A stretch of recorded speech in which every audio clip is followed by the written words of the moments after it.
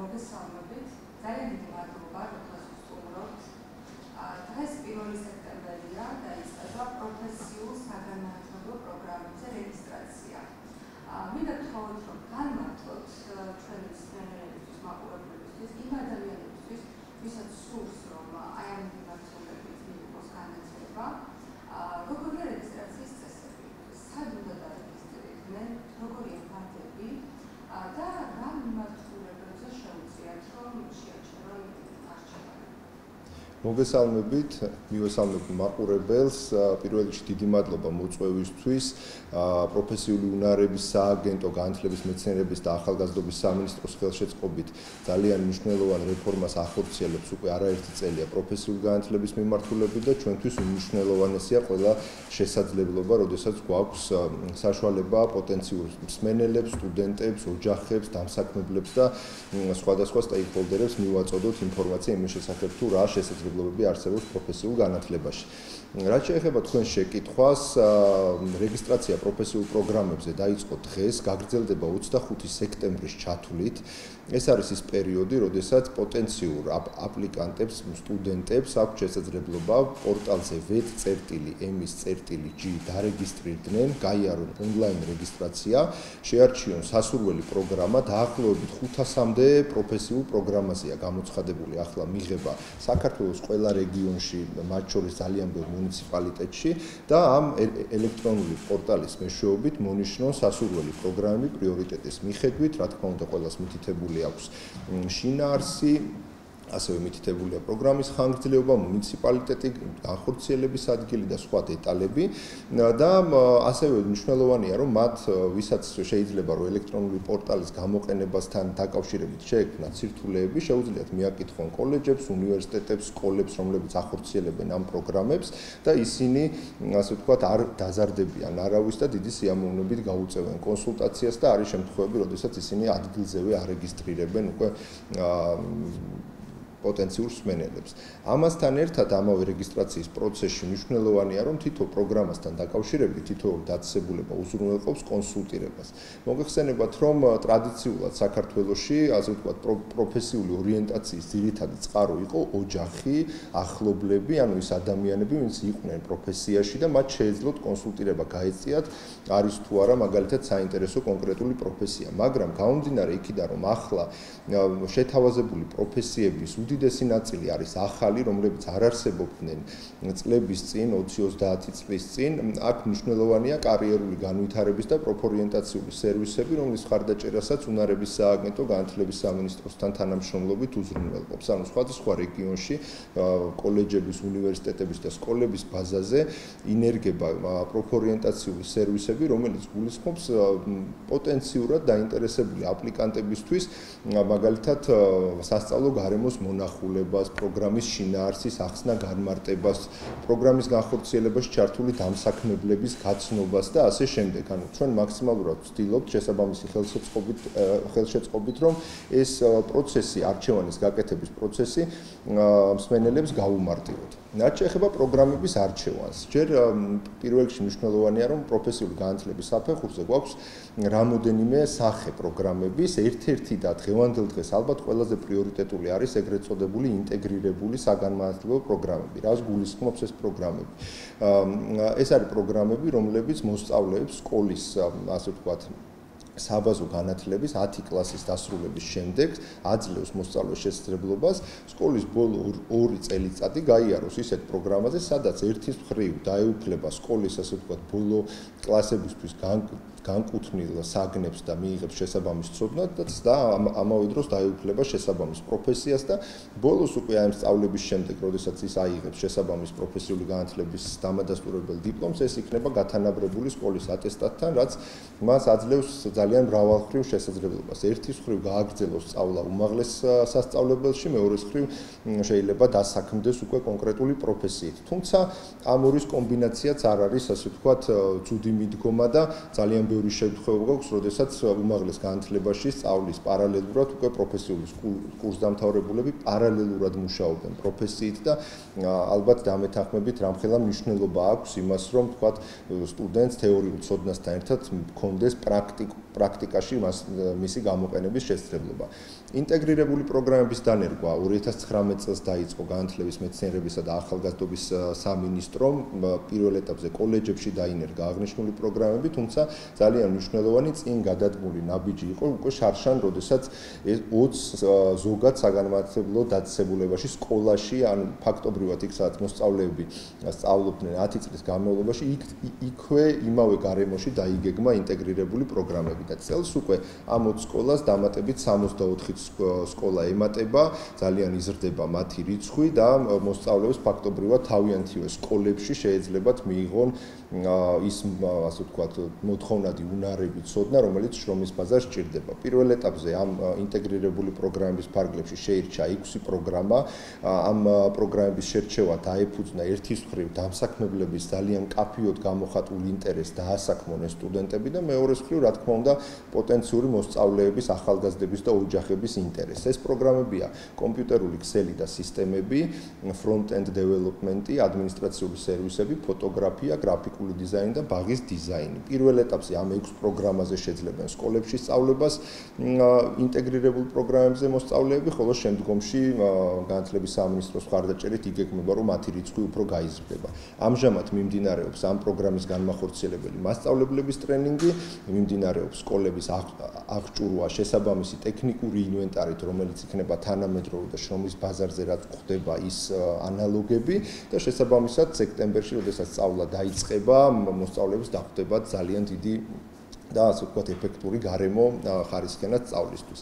ასევე გვაქვს ეგრეთ წოდებული სამუშაოზე დაფუძნებული პროგრამები, დაახლოებით 2016 წლიდან ჯერ კიდევ პროფესიული უნარების სააგენტოს დაფუძნებამდე განათლების სამინისტრომ დაიწყო სამუშაოზე დაფუძნებული სწავლების პილოტირება საქართველოში და წელს უკვე გვაქვს საკმაოდ მრავალმხრივი პრაქტიკა დამსაქმებლების ჩართულობის პროფესიულ განათლებაში. ძალიან მოკლედ რო ვთქვა, რას გულისხმობს ეს, ანუ პროფესიულ პროგრამაზე სწავლის პროცესში სტუდენტი, რომელიც აბარებს კონკრეტულ პროგრამაზე, სწავლის ნახევარზე მეტს ატარებს რეალურ სამუშაო გარემოში, ანუ კონკრეტულ დამსაქმებელთან, რა თქმა უნდა, დამსაქმებელთან თან მუშაობს, თან სწავლობს, ხშირ შემთხვევაში თუ კი პროგრამა დუალურად ხორციელდება, იღებს სიმბოლურ ანაზღაურებას, უფორმდება მას ხელშეკრულება, რაც სტაჟშიც ეთვლება, ასე ვთქვათ, აძლევს ძალიან კარგ შესაძლებლობას, რომ სწავლის პროცესშივე დასაქმდეს და თუ სწავლის პროცესშივე ვერ უზრუნველყო დასაქმება, ამ შემთხვევაში ძალიან დიდია შანსი იმისა, რომ პროგრამის დასრულებისთანავე დამსაქმებელმა ან იმ დამსაქმებელმა, სადაც პრაქტიკა გაიარა, ან შეიძლება საერთოდ სხვა დამსაქმებელმა დაასაქმოს საკმაოდ შრომის ბაზარზე კონკურენტუნარიანი პირობებით. ასევე გამოვყოფდი ეგრეთ წოდებულ პროფესიული მომზადება-გადამზადების პროგრამებს, პროფესიული განათლების საფეხურზე დასრულებსაც უნებრივია. დიახ და ორი სიტყვით ვიტყვი, რას გულისხმობთ, როგორ ავსებს ეს სისტემას. გრძელვადიან, ანუ სადიპლომო პროფესიულ პროგრამებზე, რაზეც ახლა მიმდინარეობს სწავლება, ეს პროგრამები დაახლოებით 1.5-დან 3 წლამდე პერიოდში ხორციელდება.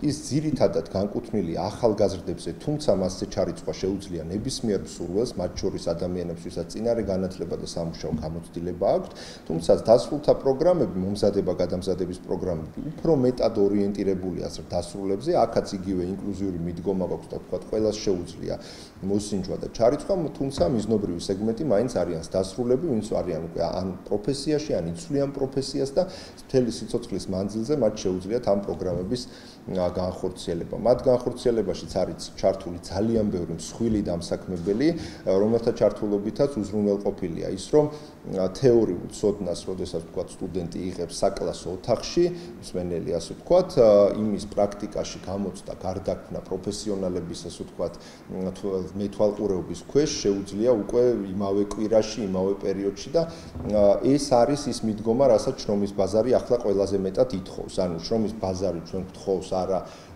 ცოდნას და ასე ვთქვათ, თეორიულ კომპონენტებს, გთხოვს კონკრეტულად რის გაკეთებას შეძლებს ჩვენი კურსდამთავრებული მათ კომპანიაში და ჩვენ აი ამ მიდგომით ჩვენ სწავლის პროცესშივე შეგვიძლია ვაჩვენოთ უკვე ეს უნარები.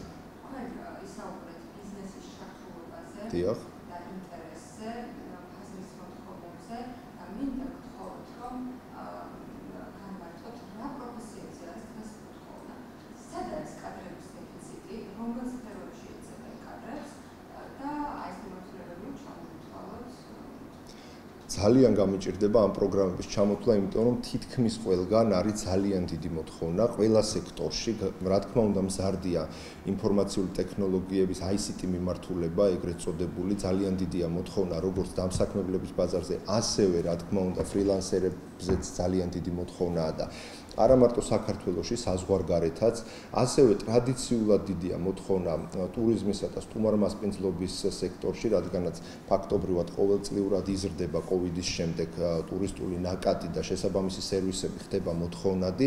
აქ ლიდერობს კულინარია, რა თქმა უნდა, და ასევე ძალიან დიდი მოთხოვნაა სასტუმრო მომსახურებაზე, სარესტორნო მომსახურებაზე და ასე შემდეგ.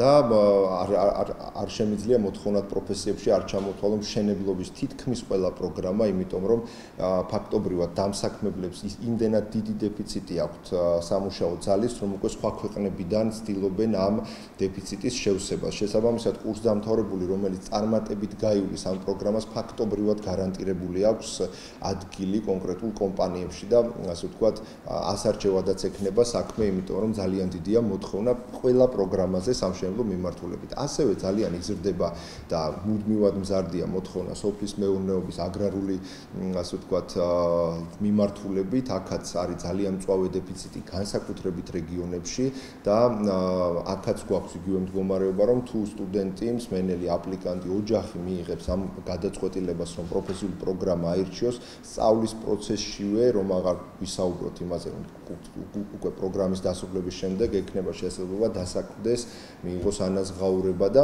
ვთქვათ, ინტეგრირდეს შრომის ბაზარზე.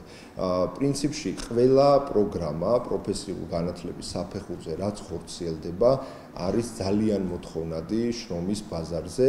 ამას მოწმობს ბოლოდროინდელი კვლევებიც, მაგალითად დასაქმების პორტალებზე გამოქვეყნებული ვაკანსიების დაახლოებით 60%-ია ისეთი, რომელსაც სავსებით ყოფნის და უფრო მეტად ერგება პროფესიული განათლება და მისი სპეციფიკა, ვიდრე მაგალითად სხვა ტიპის განათლება, როგორც არის მაგალითად უმაღლესი განათლება, ბაკალავრიატი, მაგისტრატურა, დოქტორანტურა და ასე შემდეგ.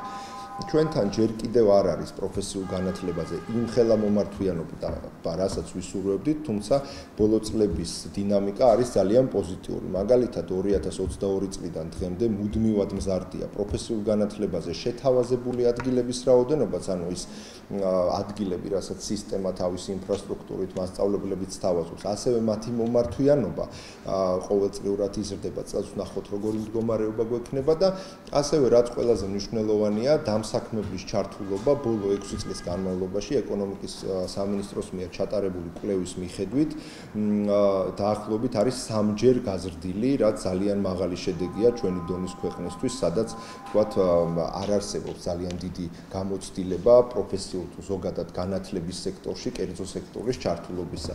ეს ყველაფერი, რა თქმა უნდა, არის შედეგი იმისა, რომ განათლების სამინისტრო, უნარების სააგენტო და ჩვენი სხვადასხვა პარტნიორი, ჩვენი სამეთვალყურე საბჭოს წევრები, ჩვენი მეორე დამფუძნებელი სავაჭრო სამრეწველო პალატა ყველა ერთობლივად ძალიან დიდ ძალისხმევას ვდებთ იმაში, რომ პროფესიული განათლების ხარისხი, მასშტაბი გაიზარდოს და ამაში ასევე დიდი წვლილი აქვს იმ საგანმანათლებლო დაწესებულებებს, მათ მენეჯმენტს, მასწავლებლებს, რომლებიც შესაძლებელს ხდიან ამ ყველაფრის არსებობას. და ბოლოს ვიკითხოთ, აი დასაქმების ნაჩვენებელი როგორი არის ამ პროგრამების დასრულების შემდეგ ეს შეგვიძლია ვთქვათ, რამდენად მაღალია ეს ბოლო კვლევა, რომელიც უნარების სააგენტომ ჩატარდა შარშან, ამან შეაჯამა 2023 წლის მონაცემები და საკმაოდ მაღალია, მაგალითად 75-80-85% სხვადასხვა ტიპის პროგრამების შემთხვევაში და მნიშვნელოვანია გამოყოთ, ვთქვათ, ის პროცენტი, ვინც ვერ დასაქმდა, არ დასაქმდა უფრო, ასე ვთქვათ, იმიტომ რომ მათზე მოთხოვნა არსებობს, უბრალოდ სწავლის პროცესში ზოგჯერ ადამიანებს ეცვლებათ პრიორიტეტები და შეიძლება მათ სხვა პროგრამაზე ჩაბარება გადაწყვიტეს, შეიძლება სხვა ტიპის ასე ვთქვათ არჩევანი გააკეთეს კარიერის გაგრძელებასთან დაკავშირებით და შეგვიძლია ვთქვათ პირდაპირ რომ წარმატებული კურსდამთავრებულები, რომლებიც პროფესიული განათლების საფეხურზე ან დუალურ კოოპერაციულ ან ნებისმიერ ტიპის პროგრამას გრძელვადიან სასწავლებს, ან მომზადება გადამზადების პროგრამას გადის წარმატებით,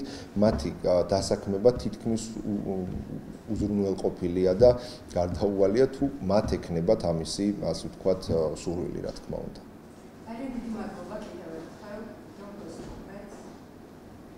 დიდი მადლობა თქვენ და ორი სიტყვით თუ შემიძლია რომ მივმართო ჩვენს ასე ვთქვათ პოტენციურ აპლიკანტებს, ასე ვთქვათ, გთხოვთ რომ პროფესიის არჩევამდე დაფიქრდეთ და გამოიყენოთ შესაბამისი შესაძლებლობები ინფორმაციის მიღების. დღეს ეს შესაძლებლობები საკმაოდ მრავალფეროვანია, შეგიძლიათ გაიაროთ კონსულტაციები როგორც საგანმანათლებლო დაწესებულებებში, ასევე უნარების სააგენტოსთან, ასევე განათლების სამინისტროსთან და მიიღოთ შესაბამისი ინფორმაცია და თუ ამ პროცესში თქვენ ოჯახებს გარკვეული ასე ვთქვათ ინფორმაცია დაგაგტათ, ჩვენ ვართ მზად რომ ჩვენი სერვისებით, საკონსულტაციო სერვისებით მაქსიმალურად გაგიმარტივოთ ეს პროცესი. და ასევე მინდა იმ დამსაქმებლებს მივმართოთ, რომლებიც ჯერჯერობით არ თანამშრომლობენ პროფესიულ განათლებასთან, თქვენთვის შესაძლებლობები პროფესიული განათლების ფარგლებში არის ძალიან მრავალფეროვანი, დაახლოებით 5-6 სხვადასხვა ტიპის და სხვადასხვა ხანგრძლივობის